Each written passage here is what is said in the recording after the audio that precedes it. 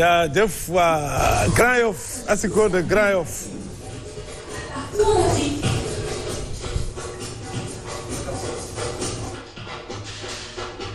Voilà, mi ngi noonu kon à l'arrivée c'est le Sénégal qui passe. Le Sénégal en quart de finale de cette 33e édition de la Coupe d'Afrique des Nations. Le Sénégal a su faire la différence en deuxième période, finalement 2-0. Des buts inscrits par Sadio Mané suite à un corner et un but en fin de match de Bamba Dieng qui est rentré en cours de jeu. Donc l'essentiel est fait. Cheikh, on est en quart de finale et peut-être c'est ce qu'il faut retenir. Oui, c'était l'objectif premier, c'était de se qualifier. C'est ce qu'on a fait. Après, bon, sur le match, c'est vrai qu'il y a des choses à dire et à redire, mais bon, je pense qu'aujourd'hui, on va retenir l'essentiel et la qualification est là. Maintenant, voilà, c'est ce dont on l'espérait, on l'a eu. Maintenant, après, nous, c'est vrai qu'au niveau du jeu, bon, on peut espérer mieux, surtout qu'on a vu un Cap-Vert qui était à 9. On a dit qu'aujourd'hui, on aurait aimé voir l'équipe prendre des risques. C'était le moment, on ne l'a pas fait. Après, quand on voit certaines choses, on peut se poser certaines questions.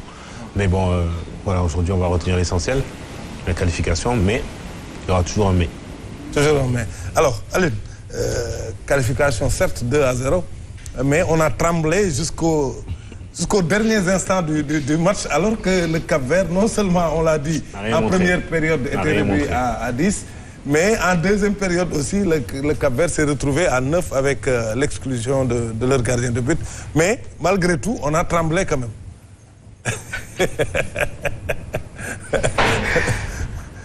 Comment expliquer ça là? On doit voir quoi, parce que quand même, il y a des circonstances qui match bio, c'est en faveur largement du Sénégal, au-delà des joueurs qui ont avant. Mais le fait est que voilà, on a tremblé jusqu'au bout. Déjà, alhamdoulilah pour la qualification. Mon objectif B, atteindre Nenko. Et pendant 90 minutes, une satisfaction est une qualification équipe nationale du Sénégal pour prochain tour. Nous sommes à l'bar, tu vois. Après, je vais vous dire parce que Lamine. Depuis le début, je gagné. Peu importe l'instant. Voilà, l'essentiel, c'était la victoire et on l'a eu. Sort, ah, mais nag bëgg nga ko xam naa ne bëgg na ko mais émotion yi ni mu ko vivre comme sénégalais yëpp fi mu nekk nii si nekkum soxla coupe lañ nekk donc faut que ñu tamit di réaliste si compétition bi ñu nekk compétition bu difficile la tey damay encourager joueurs yi encourager staff bi di leen féliciter si match bi ñu accomplir et que ñu continuer si lancer bi surtout ñu optimiste quoi ku ne optimiste xam ne que match yi ñi am yëpp si physionomie bi lay nekk c'est-à-dire dinañ xalaat ne par moment équipe yi ñuy tasel dañ leen di mën et que voilà match yi difficile la ñuy kii mais li ëpp solo mooy comme li Cheikh wax Alioune wax ko mooy ñu sant yàlla si résultat bi ñu am mooy nekk objectif bi moo doon ñu qualifier tey donc si loolu la ñuy mën a wax et que di kontaan trop si qualification bi quoi. Mais coach, au-delà de la qualification, il faut qu'on se pose aussi des questions. Parce que peut-être trouver les réponses des questions qu'on pose, peut-être, peut nous permettre d'aller le plus loin possible. Parce qu'aujourd'hui, il y a des faits de jeu qui nous ont favorisés. Ça aussi, personne... Parce que aussi, il faut concourir sur le résultat match. C'est d'abord l'infériorité numérique en première période. En deuxième période, on exclut aussi le gardien. Une équipe qui se retrouve à 9. C'est pas évident que dans d'autres matchs... Voilà, donc il faut qu'on se pose des questions. Parce que c'est vrai que gagner 2-0. Mais comme disait Cheikh, On a tremblé jusqu'au bout parce que le deuxième but, c'est pratiquement...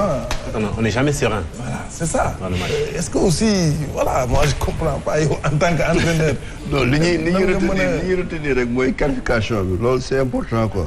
Mais match bi déroulement match bi dañuy xool ni ndëpp sax la gën a jege ko match football.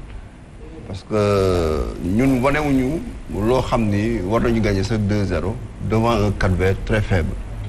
Man je pense que ni ñuy jouer nii ñun équipe nationale ni ñuy jouer nii chaque fois di am douleur nii muy metti ci ñun muy seetaan bi di metti. C'est-à-dire que c'est beaucoup plus profond. C'est-à-dire que Aliou Cissé boo xoolee direction technique nationale la bokk. Mais dafa am lu ñu naan méthodologie. C'est-à-dire que boo ñëwee tey jii ñu jël la dafa am noo xam ne benn cahier de charge dañ la koy tegal ne la nii nga war a liggéeyee man je pense que loolu dañ ko raté. boo xoolee même suñu petite catégorie amul identité entraîneur bu nekk fi nga jógee sa xam-xam ngay demee c'est-à-dire que c'est beaucoup plus profond donc moom day débrouiller rek man loolu laa gis boobu bu mu fi nekkee yow bu mu fi nekkee boobu ba léegi donc le mal est beaucoup plus profond parce que tey foo dem ci àdduna bi direction technique nationale day am méthodologie am socle boo xam ni képp ku ñëw dañ lay jox benn cahier de charge tey jii pourquoi mënuñu boole par exemple équipe locale bi ak équipe A bi mu nekk benn sélection même sélectionneur bi yor ko pourquoi parce que jàngat bi ñu am ci kii bi nii lu mu tudd CAN bi nii jàngat bi ñu am mooy fileeg 3-4 CAN yi ñëw nii équipe bu amul base locale bu solide gis nga ay Malawi yi ni ñuy jouer. Dans d'autres sélections c'est le cas. Voilà c'est le sélectionneur qui coach aussi l'équipe. Voilà donc problème bi c'est beaucoup plus profond donc problème identité la tey jii moom lu ñu koy wax mooy qualification coupe du monde qualification CAN donc day débrouiller ba nga xam ne dina qualifier donc souffrance boobu moom boo ñu intégré ko ci ñun waa xam ni on va continuer à souffrir mais nañuy gagner rek. non bii day ren lay jeex. coach. il faut mu jeex. ah mi ngi noonu daal. ren lay jeex non il faut mu jeex. mais on peut pas continuer comme ça. mais lan moo koy jeexal. Lamine, on a joué contre une équipe du Cap-Vert à 9. Quand ils étaient à 9, on a eu 2 tirs cadrés. Au match de hier, ça c'est une catastrophe. Et talonnade Ouadi à la dernière minute. Beaucoup contrôlé. Ben l'air mon am. Sans que les gens on prend des risques, mais bon si mais Sénégal deux roules failloul. Tegoul Cap-Vert pression. À la fin du match, ils étaient à 9. Nous avons une sortie balle, nous avons fait première mi-temps. Remarquez qu'ils ont fait première mi-temps, c'est une défense de libre. À 9, ils arrivaient à faire des passes entre 2, 3 pour gagner les balles. Les changements que le coach il a fait, mais il avait déjà la maîtrise du match, du début à la fin. Parce que l'équipe première mi-temps, 21e minute, nous rouge, deuxième mi-temps, nous pris, nous avons deuxième carton rouge et toi sur le coup tu arrives à mettre un but tes corps mënoo ko maîtriser c'est un danger. C'est une catastrophe pour une équipe comme le Sénégal bu dëgg neex yàlla. manque de maîtrise. On joue très mal amuñu identité amuñu style xamuñu kañ ñuy yéegal rythme xamuñu kañ ñuy wàccee rythme xamuñu kañ ñuy teg pression équipe bi Sénégal kenn xamul te à chaque fois quand on fait des changements joueurs yi génn xamuñu génn xamuñu dugg comme match play booy programme ñii ngay duggoon ñii ngay génnee. 11 contre 9 mënuñu maîtriser Cap-Vert ñu bëgg génn day génn équipe yoo xamante ne dañuy nekk 11 contre ñun. Mais c'est une catastrophe quand même. On a très mal joué. 3 occasions 90 minutes équipe bu nekk à 9. dañuy jàpp qualification bi certes mais on a très mal joué. xam nga li muy wax ni aussi peut-être que ça peut paraître dur au vu du résultat mais quand même quand on regarde à nouveau le match. li muy wax ni mënoo ko dindi parce que une équipe de Cap-Vert qui même à 11 contre 11 quand même le Sénégal part largement favori et je pense que dans les premières minutes du match on a vu une équipe du Sénégal entreprenante qui mais au bout de 15 minutes j'ai comme l'impression qu'on a un peu sombré on a reculé c'est en ce moment-là qu'on a perdu le Sénégal qu'on a vu 15 minutes durant yu mel noonu je sais pas lan moo ko mën a indi ba nga dem ba am supériorité numérique à 9 tu n'arrives pas à avoir la maîtrise du match déroule ko à ta guise dugal ay buts et puis sécuriser voire même mettre. Est-ce que le sélectionneur aussi est-ce qu'il a les hommes qu'il faut pour ñu def football boobu ñu bëgg. parce que man je pense que liste bi nañ njëkk a raté parce que boo xoolee amul kenn kuy jouer sur les côtés à part Ismaïla Sadio ko mën. bu ñu demee ba un axial comme Boulaye Dia. mais il y a Keita Baldé. sur le banc il y a Bamba Dieng qui pouvait aussi. sur le côté mais boo xoolee Keita il n'est pas régulier depuis Monaco. Keita war woon sax ñëw CAN bi man pour man war woon sax ñëw CAN bi kii nu mu tudd Bamba il est plus axial.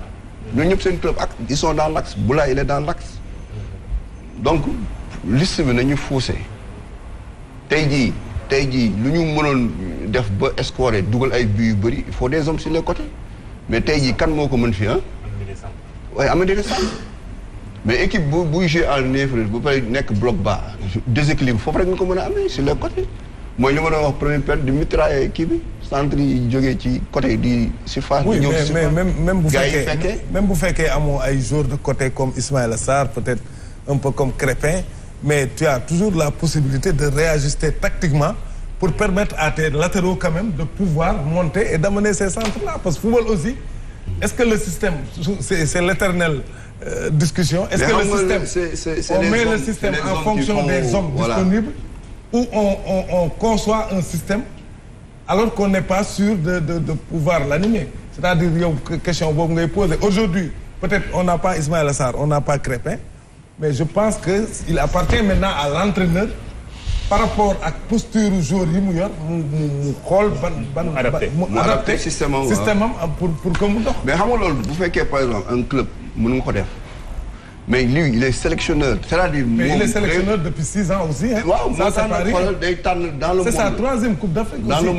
dans le monde day mën na xool fépp ci àdduna bi ko xam ne mën na animer système mu indi ko mais tey jii club boo ñëwee ci club par exemple nga ñëw ci club li nga fekk ay joueurs yu nekk sous contrat tu es obligé de travailler avec ces joueurs nga adapté wu par rapport ak joueurs yi nga fa fekk. tu fais un système en fonction des joueurs que tu trouves sur place mais lii équipe nationale la du club loolu club nga ko mën a def tey jii Toch Cheikh mën naa leen fekk ci club en tant que coach. mais coach ma adapté wu par rapport ak ñoom. mais coach effectif mais kii dañu la tànnal. non c'est-à-dire aussi par rapport ak yow sa projet. mais l'effectif bi ñu yóbbu les 27 j'enlève Ismaïla Sarr qui est là-bas hein, je le rappelle. Ismaïla Sarr est arrivé à Bafoussam on espère le récupérer mais même sans Ismaïla Sarr les 27 joueurs yi nekk foofu mais quand même. mais personne ne peut dire qu'il n'y a pas de qualité. mais pourquoi il n'y a pas de qualité mais peut-être pas de complémentarité. oui voilà. mais le rôle de qui doit trouver la complémentarité. c'est les joueurs. c'est les joueurs ou c'est l'entraîneur. c'est les joueurs. Hein? Les joueurs. non l'entraîneur qui choisit les joueurs doit choisir les joueurs en fonction de leur pouvoir wala de leur complémentarité parce que c'est l'entraîneur qui choisit. Le joueur ne peut pas se choisir. Non, ça c'est sûr, ça je suis d'accord avec toi mais il arrive à un moment donné où les joueurs ils sont il arrive à un moment donné où tu prends tes responsabilités. Il arrive à un moment donné où tu vois que l'équipe elle est à 9, tu es défenseur, tu vas dire au latéral, toi monte, toi fais ci, toi fais ça. Ouais. Il arrive à un moment donné tu es sur le terrain. Tu vois qu'ils sont 9. Tu vois que voilà, tu as des possibilités sur les côtés ou je sais pas. Tu adaptes, tu dis écoute toi écarte un peu, fais ci, fais ça, fais ci, fais ça. Mais si tu attends tout de l'entraîneur, il arrive à un moment donné, tu sais que ça ne marche pas.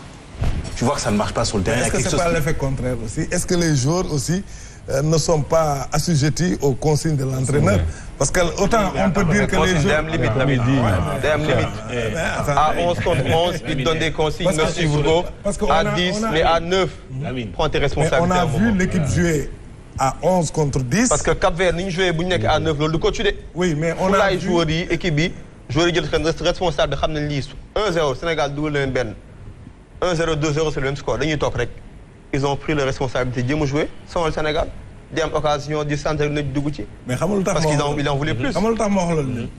On a vu le Sénégal à 11 contre 10. 0-0. Peut-être que d'autres entraîneurs tout de suite après le premier carton rouge dañuy réajuster. coach bi wax na ko. da ngay réajuster réaménager. parce que mais ça aussi c'est l'entraîneur. Ouais, c'est la touche. mais Lamine xam nga man fa laa bëgg apporter xam nga tey coach comme joueur ci yenn responsabilité yi dafay am profil. coach day am profil ñun ñu yàgg seetaan football tey xam nañ ne xaaruñu lool ci Aliou Cissé c'est-à-dire pour jël yenn risques yi et tout ça donc ñun encore une fois li ñuy xaar ci équipe bi mooy que des résultats. mais léegi est-ce que jusqu'à présent. mais est-ce que non mais c'est li ngay wax ni xaaroo ko. peut-être ça peut marcher une fois 2 fois. mais est-ce que ça peut t'amener jusqu'au sommet de l'Afrique? Mais c'est ça aussi le problème. C'est là où on a peur aussi. Ouais. Peut-être que ça peut passer aujourd'hui. Ça. Mais tu vas en Coupe du Monde. Tu comptes jouer comment? Bon, avant Coupe du Monde, on veut la Coupe. Mais pour vraiment Coupe du Monde. non kii moom jàpp nañu jël Coupe d'Afrique sànq ma xam ne moom da ngay jël moom. dinañ nañ sóor ba jël ko. compétition loolu la Cheikh xam na li ma wax booy dem si compétition da ngay dem pour gagner. mais bien sûr. c'est-à-dire mënuloo dem ak ay doute ay arrière-pensée xam nga nii la war a demee. Ça c'est sûr, mais il y a un chemin pour gagner. Oui, oui. Est-ce que tu montes le visage? Là, on est sur le chemin.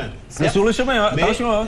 On me dit, comme on dit, il y a des concours de circonstances. Aujourd'hui, quand on voit un match où on joue à 9, donc un match qu'on n'arrive pas à maîtriser à 100%. Mais c'est ça qui est c'est ça qui est inquiétant. Man xam naa bu baax li gars yi di inquiété wu nii instant yi mooy nekk par rapport ak bu ñu tasee ak équipe boo xam ne peut-être tey moo ëpp niveau équipe yi et tout ça. Et puis Cap-Vert mais 3e la génn. Mais c'est-à-dire xam nga justement démb Comores Cameroun ku mu doyul seetlu tey doo compétition bi moo bizarre. C'est-à-dire mënuloo am ay fixation si ay équipe bii mooy tase kii mooy tase kële xam nga lan la match après match ngay jël. et que si circonstance boo mënee gagner baax na. mais léegi le Sénégal a plus d'arguments que le Cameroun quand même. loolu tamit non loolu tamit Cameroun organise à domicile. jàpp naa ne Sénégal Cameroun man ma gis man contre quel adversaire attention Sénégal aussi moo war a mën yéen équipe bi Sénégal aussi layti compte tenu de joueurs yi mu am ak résultats yi mu jot a def quand même le Sénégal est un cran au-dessus du Cameroun. Seulement la différence Cameroun yéen xoolal Cameroun ses adversaires. L'Éthiopie ñi mu dajeel ñëpp dugal nañu but ci camp le Sénégal jusque-là n'a pas pris de but. donc le Sénégal am na benn cran bu mu nekk au-dessus du Cameroun mais problème bi mooy Sénégal copie bi muy rendre nii. une équipe contre le Cap-Vert amputée de 2 joueurs tu trembles jusqu'à la dernière minute loolu tamit il faut que ñu interroger mais on est bien d'accord ne que des fois mën nga trembler ba dernière minute et que nga perdre. mais pas à 9. pas 10 contre 9 léegi. mais démb au bout de 5 minutes le Cameroun pays organisateur di jouer à 10. ils ont joué à 10 et sur le coup ils ont vite marqué. Ouais. mais seulement xam nga loolu ay fait de jeu la il faut un tout tey pour que ay résultats am c'est-à-dire brin de chance bi xam nga. un match de foot ça se joue à rien. voilà ça se joue à rien. ki xam nga li may wax am na détails yoo xam ne tey il faut que nga soxla ko pour que ngay continuer di avancer ci compétition. non en fait aujourd'hui je pense que si on parle comme ça c'est qu'on est en droit de réclamer plus de cette équipe. Effectivement. xam nga avant le match tout le monde s'attendait à ce que le Sénégal monte d'un cran monte en puissance. li ñuy coow nii supporter Gambien duñ ko coow. objectif yi bokkul. non bokkul.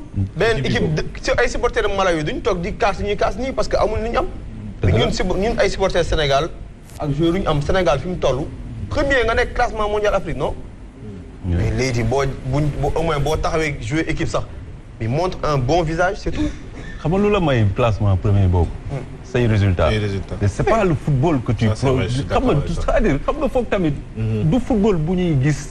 et que mooy tax tey rassurer nit ñi ba nit ñi xalaat ne que boo demee Europe Belgique mooy premier classe si classement bi. musul gagné ñun tamit boo ñëwee fii voilà c'est pareil ñun gagné gu ñu. sauf que la Belgique ne joue pas comme le Sénégal. non mais ñun le plus important mooy c'est qu'on gagne. Belgique bu jouer au moins. Aliou il faut qu'on gagne. mais ci toi yow xam nga ne yow booy stade Belgique jouer. yow di nga jouer début ba fin bi yow boo toogee sa xol dina sedd yow. oui non. yow gagné rek ay sedd. waaw d'accord dama ne d'accord gagné rek yow yaa ngi ne sànq gagné dafa am fu muy jaar. mais dama ne yow bu arbitre sifflé boo stade Belgique. même bu defee 0-0 yow sa xol dina sedd. dëgg la Belgique bu ñu ko mënee ak lu mu métti yow di nga am espoir ne day gagné match bi. day réagir mais ñun bu ñu mënee sax da ngay tiit. non mais pour lan. ok résultat c'est très important mais pourquoi 90 minutes supporter Sénégal dafa war a nekk ci CREN. parce que loolu la ñu am fu mu nekk nii. loolu la ñu yàlla jigleel. il faut que ñu nangu ko. depuis comme tu as dit 6 ans je pense que est-ce qu'il y a à un moment donné il y a eu un jeu qui nous a permis de prendre le dessus carrément sur la. Alors on gagne les matchs comme il a dit on gagne les matchs et c'est ce qui nous permet aujourd'hui d'être premier au classement FIFA c'est ça. Mais est-ce que notre... Mais on gagne quel adversaire aussi? Et là aussi, il faut s'arrêter sur l'adversaire. Parce que cette Coupe d'Afrique-là, si tu veux la remporter, au-delà de ces adversaires que nous avons rencontrés, il y a d'autres adversaires peut-être plus organisés, plus coriaces, plus expérimentés. Notre première place, bon, fait la sommation des matchs que nous avons joués, sont relais et c'est plus des nations de deuxième zone. Deuxième zone. À chaque fois qu'on a jëluñu but, non? Oui, jëluñu but. Mais est-ce que ñun ñii tey jii Sénégal bu jëloon but léegi est-ce que tu t'attends à ce que cette équipe-là wane visage boo xam ne war na mën a égaliser ak personnalité bi mu yor ba gagner match? si xalaat naa ne am nañ joueurs yu am caractère boobu et que mentalité bi loolu dute wuñ si heureusement que loolu la ñu am instant yi dañu am joueurs yoo xam ne am nañ caractère et que à l'image du coach quand même am na lenn lu muy dégager comme caractère on va dire. Après ñun on est de l'extérieur ñun li ñu mën a juger en tout cas mooy nekk instant yi si résultat wu équipe bi progression au niveau du jeu tout ça loolu damay bàyyi tacticiens yi comme ñoom coach ñu gën ci développer mais ce qui est sûr mooy nekk instant yi ñun fi ñu toll Sénégal fu mu toll comme réew ñu xam ne nekk réewu football la quoi qu'on puisse dire ñëpp d'accord na ne nekk réewu football la moo tax attentes yi bari mais jusqu'à preuve du contraire gagné guñu donc ni ñu suffire si progresser gagner match après match et puis à la fin ñu def bilan bi. non boo gisee yow li nga wax ni ñun ñëpp moom la ñuy espérer. waaw tey jii xam nga Sénégal bu ñu la coupe ñëppay kontaan. mais problème bi mooy est-ce que li ñuy def nii actuellement. jox nañu coupe. est-ce que. buñ koy continuer est-ce que dinañ dem ba ci coupe ba. loolu mooy problème mu sénégalais te bés bu pétee dañuy ñibbisi. on rate l'objectif. Aujourd'hui cette équipe-là. Peut-être que dans 2 ans beaucoup d'entre eux vont décrocher hein? Parce que ñenn ñu ngi seen 4e Coupe d'Afrique ñenn ñi xam nga mais génération bi tey bu ñu demee ba président sax ne leen il faut gagner la coupe nga xam ne kon attente yooyu aussi mais dafa bëri crainte. mais est-ce que nekkuñu toog bopp président parce que li mu wax nee lan la dugal leen. ay but yu rafet yooyu yëpp jaru ko dugal leen. amul dugg ci terrain. waaw. gagné leen. gars yi loolu gars yi doxee nii dugal rek. Après voilà. Nous, c'est normal qu'on débatte sur le jeu de l'équipe, mais après, comment, pour nous qui avons été à l'intérieur, je pense que nous, ce qu'on demande en premier dans des compétitions comme ça, c'est de gagner. Alors sur ça, je le rejoins. Il a raison, il faut gagner. Alors nous, forcément, on aime le beau jeu, on aime se faire plaisir parce qu'on va voir des centres, des reprises, des buts. Surtout quand tu vois une équipe qui est à 9, tu vois que tu es supérieur à l'équipe. Mais c'est une compétition où j'ai rarement vu une équipe vraiment prendre le dessus dans le jeu. Rarement. Je ne parle pas que cette édition-là, hein, des éditions précédentes. Il a tellement raison. J'ai rarement vu une équipe vraiment dans le jeu prendre le dessus. Alors tu vas gagner. Tu vas peut-être gagner la compétition, mais tu gagneras rarement en jouant comme ça. Bien sûr. Cameroun, j'ai gagné 2017. Là, je vais te donner. Les terrains, c'est pas extraordinaire. Il fait excessivement chaud. Il y a beaucoup de fatigue, elle est en milieu de saison. Et il y a beaucoup de choses. Alors, c'est pas des... C'est valable pour tout le monde, hein, pour tous les joueurs. Mais je pense que, après, pour l'avoir joué, c'est une compétition que tu ne gagneras pas en jouant bien. Comme ça. Tu la gagneras sur ton mental, sur la capacité à gagner les duels, sur ta capacité à ne pas prendre de but et en essayant d'être le plus efficace possible. C'est-à-dire que tu as une occasion, pardon, tu la mets au fond. Mais si tu t'attends à avoir une équipe, je pense que j'en ai pas vu depuis le début, qui va jouer, qui va repartir de derrière, qui va passer par son... Non mais nous c'est ce qu'on veut. Moi le premier, c'est ce que je demande. Parce que quand tu joues au foot, tu veux voir du beau jeu, qui va repartir de derrière, ça va être difficile. Alors c'est vrai qu'aujourd'hui, on peut attendre plus du Sénégal. Parce qu'aujourd'hui, le Sénégal est une nation où il y a beaucoup de grands joueurs, de bons joueurs qui jouent dans de bons clubs. Mais jouer dans de bons clubs ne fait pas forcément une bonne équipe nationale. Tu vas gagner des matchs, c'est ce qu'on fait. Mais je pense que dans le jeu, on n'aura jamais ce que nous, on attend de cette équipe-là. Pas pour l'instant, en tout cas. Non, peut-être pas dans le sens de... Non, mais non, après... Une maîtrise comme l'a fait le Barça il y a... Non, mais ça c'est sûr. Mais quand même... On peut attendre plus. On a un droit. Non, qu'on ne puisse pas vivre ce qu'on a vécu. Aujourd'hui, par exemple, à 9, on est incapable vraiment de prendre le jeu à notre compte, de marquer des buts, de mettre tout le monde à l'aise. Je suis entièrement d'accord avec toi. Et là où des fois, je vais blâmer peut-être le staff, c'est des fois tu joues à 9, tu vas faire sortir un latéral pour faire rentrer un latéral. Par exemple, tu vas faire sortir, je sais pas, non, tu joues à 9. Tu peux prendre des risques. Tu as 3 milieux défensifs que tu laisses 90 minutes. C'est des options comme ça. Alors que peut-être que dans ce match-là, on aurait pu voir, pourquoi pas, Pape Matar Sarr, Moustapha Nam. C'est ce que tout le monde demande. Après, pourquoi le sélectionneur ne le fait pas jouer, ça on ne sait pas. Après, on n'est pas à l'intérieur. S'ils ne jouent pas dans ce genre de match-là, ça veut dire que ces jeunes-là, ils ne joueront pas. Mais après, tu sais, nous progresser. Président, notre équipe manque d'expérience aussi. Ces joueurs-là que tu as cités, là, ils n'ont jamais joué de CAN. Bounassar n'a jamais joué de CAN. Oui, d'accord, mais lui, Bounassar, il a quel âge? Oui, mais il n'a jamais joué de CAN. Bamba. D'accord, mais cher, toi, tu as de l'expérience dans toutes les lignes. En défense, milieu de terrain, attaque. Dans ton 11. Oui, dans ton 11. Mais ñoom ñoo mën a bunge booy yi nga xam ne amuñu expérience. football fépp la. parce que boo gisee tey benn Real Madrid benn Vinicius xale bu ndaw tiim ko ay benn Benzema bunge ko parce que moom day jël expérience bu am ànd bunge booy bi. duñ la jox yenn responsabilités yi certes mais yenn joueurs yi ñoo mën a dugal ci bain bi yeneen joueurs yu ndaw yi. c'est comme ça c'est partout dans le football.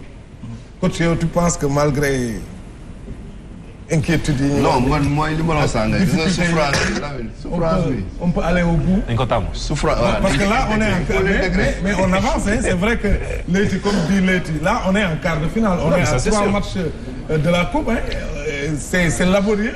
Mais c'est vrai que comme il le dit on avance. non man maay bëgg gëm on ni est ngay en jël quart de finale. man maay bëgg gëm dëgg-dëgg di koy jël man parce que kii si may wax nii moom laa nekk di gis. soor te nee na buñ sooxee demi finale di koy jël.